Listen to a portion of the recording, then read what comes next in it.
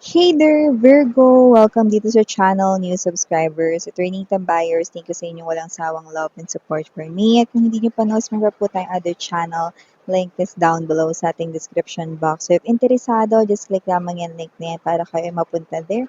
At araw-araw ay nag-upload din po tayo ng collective readings doon, no? Yan. And also wala tayong gender here, babae, lalaki, LGBT, everybody, welcome. Puwede rin pong i-switch yung mga roles dahil possible talaga magkapalit-palit kasi general reading ito. And at the end of the day, lahat ay may free will na free niyong gamitin anytime, anywhere if you want to claim the messages and use it as your guidance or not. Okay? And cross-watchers ni Virgo at may Virgo placement sa natal slash birth chart, welcome din kayo. So let's go ahead and check these messages right here para sa inyong July 2025 messages. Yes, July 2025 messages ng ating kukunin Virgo. Archangel Michael, thank you so much. Angel Guides, thank you so much para sa inyong presence sa reading ni Virgo. Can we get messages for them, please, para sa buwan ng July 2025 for Virgo. Virgo's July 2025 messages. Can you please show me? Virgo.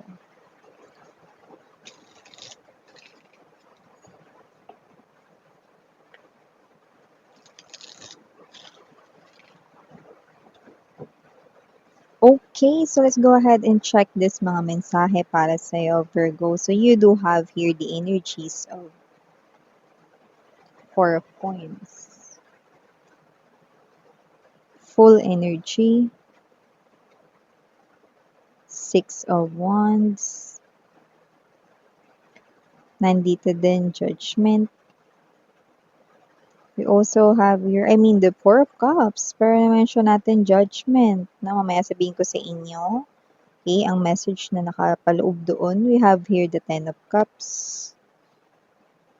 The Nine of Swords, bottom of the deck. Queen of Coins.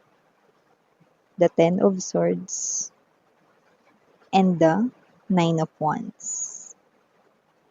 Okay. So, may pagbabago sa energy ng inyong kaperahan. So, dati namomroblema kayo like within the past few months, namomroblema kayo, no? Saan kayo kukuha rito, no? Ng inyong pera, no? Maaring meron kayong mga kailangang hulugan, bayaran, or bilhin, no? Na maaaring pangangailangan ninyo. Pero tingnan mo naman yan, nag-shift, no? With the Queen of Coins energy ang inyong energy, Virgo. Kasi lumalabas dito, no, that you're stepping into this abundance energy. Look at those fruits. Look at those gold coins right in here. And look at those flowers, no? Nagsisimulang mag-bloom or mamulaklak ang opportunities dito sa inyo when it comes to your coins, money, and pentacles right here. So nakikita ko kayo magiging matagumpay. Nine of Wands energy. So ito ay sa sarili mong pagsisikap dito, Virgo, no? So nakita ko rito na maaring hindi mo sinukuan itong pinagkakakitaan mo or kung ano man tong way of earning a living mo, mapa small business man yan, negosyo, trabaho, hindi ka nag-quit.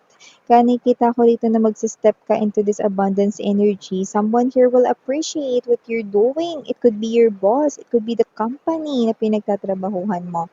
Or it could be the customers and clients mo. If you are someone here who sells product, who have business, offering services, no, yung mga ganyan. So whatever the case may be, just take how this resonates. No, a change in your money energy, the money flow will definitely ascend or paakyat. So ito ay isang call for celebration, Nine of Wands energy, sariling sikap, sariling dugo, pawis, no? At meron ka dito talagang mahihitang nilaga, Virgo. And also, nakita rin tayo ng energy rito, mga babes, no? That with the Four of Coins energy, tinawag kong judgment ito. Pero ito ay Four of Cups. Okay? It looks like someone right here, no, is maaari rito, no, na kinakastigo ni Universe, Virgo, no. This person here is someone, no, na matigas yung ulo. This person here is someone who hurt you big time, no? Pero ayaw manghingi rito ng sorry or patawad sa inyo. Someone na ma-pride at mataas ang kanyang ego, no? Pero hindi siya rito tatantanan ni universe dahil kailangan niya na mag-step sa kanya ritong book number 2, no? Ibig sabihin, kailangan niya na mag-step sa new chapter ng life niya kaya hindi rito, hindi pwedeng hindi siya mag-sorry sa inyo, no? So, ibabalik itong tao na to ni universe with the judgment na na-mention natin kanina, no? Look at those fairies, no? Kung paano nila i-carry ito ritong person na meron dito, no? Na pagkakasala sa inyo. So, ibabalik ito ni universe sa inyo, no? Para rin sa sarili niya yung kapakanan.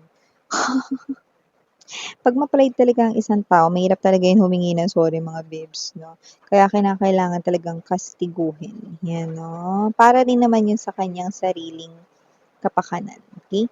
So, maliban dyan, guys, Virgo, nakakita rin tayo ng energy, no? Na posibleng meron ditong bago, new love, especially if you are single, no? Yung bagong paparating, siya na rin ang iyo ritong mapapangasawa. I'm seeing you right here building a family and maaaring ikasal na rin kayo next year. Wow! Next year na agad, miss yan. Yes, because kung sino man tong energy na to, this person here, may in love siya sa inyo from head to toe. At nakikita ko na galing siya rito sa malayong lugar, maaaring sa ibang bansa, lumaki sa ibang bansa, or baka naman iba lang yung kanilang tradisyon, relihiyon, beliefs, paniniwala. Pero siya, ang nakikita ko rito, no, nung papangasawa mo.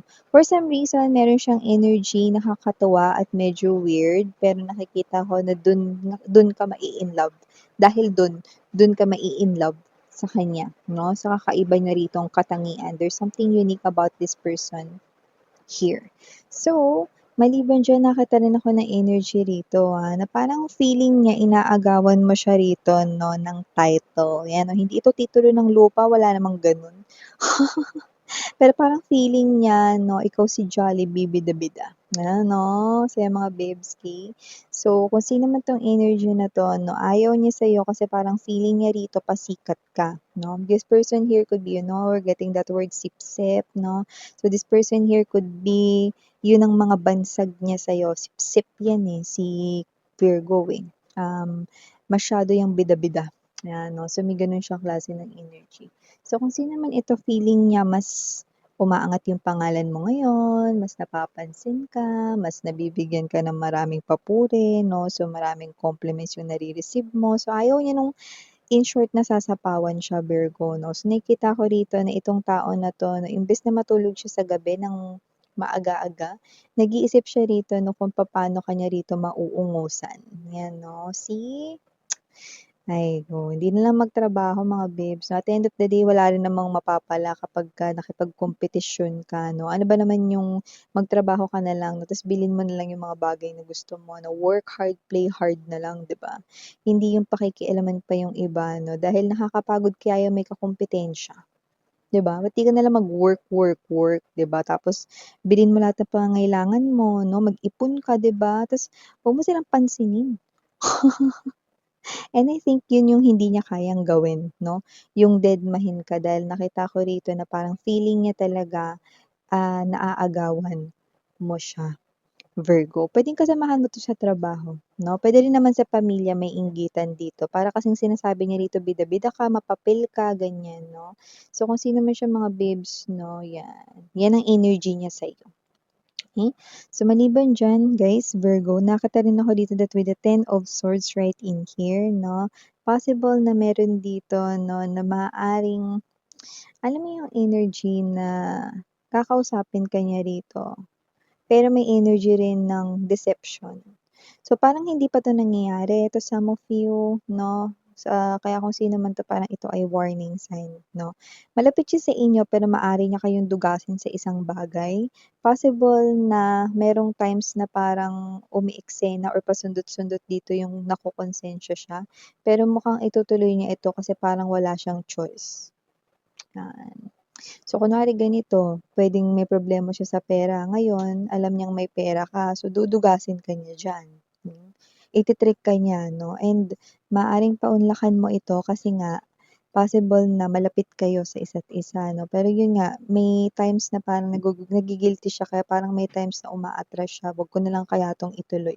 Pero parang wala rin siyang choice. Kaya lumalabas dito 'no, na posibleng matuloy pa rin ito 'no. Pero yun nga, para na rin niya ritong sina-sacrifice ang inyong connection, ang inyong friendship, 'yan 'no, which is hindi maganda, Virgo, 'di ba? Nakakita rin ako dito na possible na meron din dito 'no, na person LDR kayo ng iyo ritong lover 'no. This person here is someone 'no, na parang naho-homesick dito sa inyo. Doesn't have to pero iba maaaring asawa niyo 'to or what 'no, pero iba boyfriend, girlfriend niyo, basta LDR kayo. This person of yours na nasa malayo is thinking about you and missing you. Yan. In short na ho-homesick siya rito. Yun yung energy. Yan. Okay? So, maliban diyan nakakita rin ako ng energy rito mga babes, no? Na possible na kung meron man kayong anak, lalo na kung yung anak ninyo ay maliit pa lang mga nursery, ganyan 'no, elementary, yung ganyan 'no. This person right here 'no, or yung anak ninyo 'no, is someone na talagang binibida kayo sa kanilang mga friends 'no. This anak of yours is very happy and grateful 'no, na nasa loob siya ng family and that you are his or her mom or dad right in here 'no. So, wow, no, that's a very sweet message na maybe, yun yung message 'no, sa inyo rito ng inyo rito 'no, na mga anak 'no, na maaaring hindi nila nasasabi 'no, pero, ganyan sila ka-proud sa inyo, ayan 'no. So that may be someone na baka parent na nanonood 'no, yung message na yun, okey? So meron din tayo rito another message para sa'yo Virgo 'no, na posible na yung inipon mo 'no, is maaaring madagdagan. So yun ang nakikita natin dito 'no. Well, nakita naman din natin agad 'no na, magkakaroon kayo dito ng abundance sa money 'no, at nakikita natin dito na may chance talaga 'no, with the Four of Coins energy 'no, na madagdagan ang inyong ipon dito. Para kasi nakita ko kayo dati na parang yung laman ng wallet ninyo ayaw niyong bawasan kahit kailangan niyong gamitin or kailangan niyong bumili. Pero ngayon magbabago na 'yan dahil nakikita ko rito 'no, na hindi lang basta magkakalaman yung wallet ninyo, kundi maaaring meron pa kayo ditong stable na pagkakitaan. So, yan man ay mapa-career ninyo, mapatrabaho, mapanegosyo, meron ditong stable, magiging permanente 'no, na inyo ritong mapagkukunan ng inyo rito 'no, na pambili ng mga pang-araw-araw na pangangailangan 'no, or pati na rin yung mga wants ninyo. Kung meron kayong mga gustong bilhin 'no, like shoes, new bags 'no, new clothes, ganyan 'no. Gadgets, 'yan. So, nakikita ko rito 'no, na meron ditong opportunity ng magandang flow ng money paparating sa inyo. You do not need to do something like to chase after these opportunities because these opportunities actually will chase after you. Wow! So, ito yung mga messages right here for you, Virgo. Thank you so much again. I'm Yuriana, only for the girls and Yana, do not for the boys. Harang heal, love and light. And